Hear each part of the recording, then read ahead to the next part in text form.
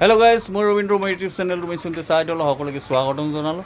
আজি ইহঁতক মোৰ আৰ্ট স্কুলত কি কি ছবি আঁকিব দিছোঁ সেইটো মই দেখুৱাই দিম। বৰ্ডত মই আঁকি দিছোঁ কেনেকৈ ষ্টেপবিলাক কেনেকৈ আঁকিব লাগে, আৰু তাৰে আগতে ইহঁতক মই দেখুৱাই দিছোঁ। আৰু ইহঁতে হয়তো কিবা অসুবিধাৰ কাৰণে অহা নাই, যিয়ে নহওক। আৰু এতিয়া কি আঁকি দিছোঁ মই, এয়া চাওক। ইহঁতৰ বৰ্ডত আঁকি দিয়া হৈছে, তোমালোকে কি দিছোঁ?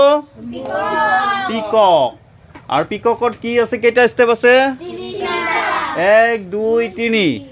আৰু তিনিটা ষ্টেপত এই 1 ষ্টেপত কেইটা ভাগ আছে? কেইটা?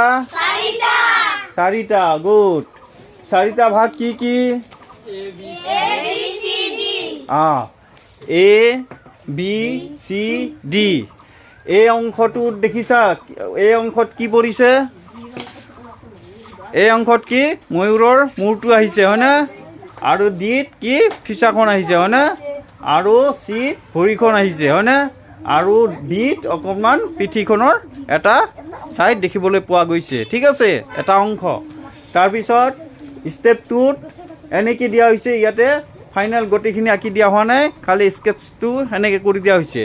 আৰু ফাইনেলটোত এনেকৈ আঁকি দিয়া হৈছে, হয়নে? গোটেই সম্পূৰ্ণভাৱে, হয় নাই? তোমালোকে আঁকিব পৰাকৈ। আৰু ইয়াতে যিটো পাখি আঁকি দিছোঁ, কি কি কালাৰ হ'ব ইয়াতে লিখি দিয়া হৈছে তোমালোকক। অ'কে, তোমালোকে ভাল পাইছা আঁকি? নিশ্চয় ভাল পাইছানে?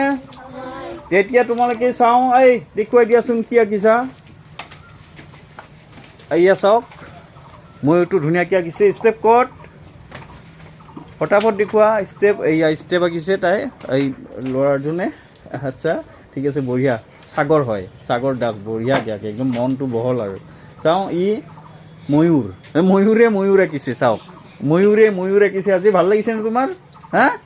আৰু তোমাৰ সেইটো চাওঁ, ষ্টেপ। এয়া ষ্টেপ আঁকিছে, ধুনীয়া ষ্টেপ আঁকিছে। আৰু নেক্সট তোমাৰ বঢ়িয়া কালাৰ,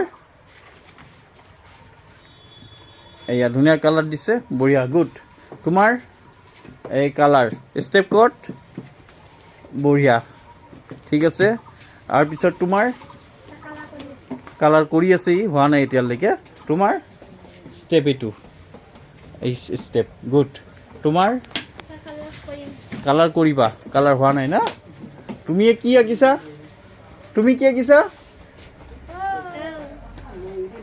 এই তাৰমানে অকণমান আমাৰ জমনি নহয়, সৰু যে বাচ্চা হয়, সেইকাৰণে মানে হেৰি। আৰু সি আঁকিছে আম আৰু আইচক্ৰীম আঁকিছে, এইটো আঁকিছে। তাৰমানে অকণমান তাৰ ভোক লাগিছে, সেইকাৰণে এনেকৈ আছে। মই এতিয়া যাব দিম অলপ পিছত। আচ্ছা, তুমি কি আঁকিছা? ময়ূৰ ন? Step, colour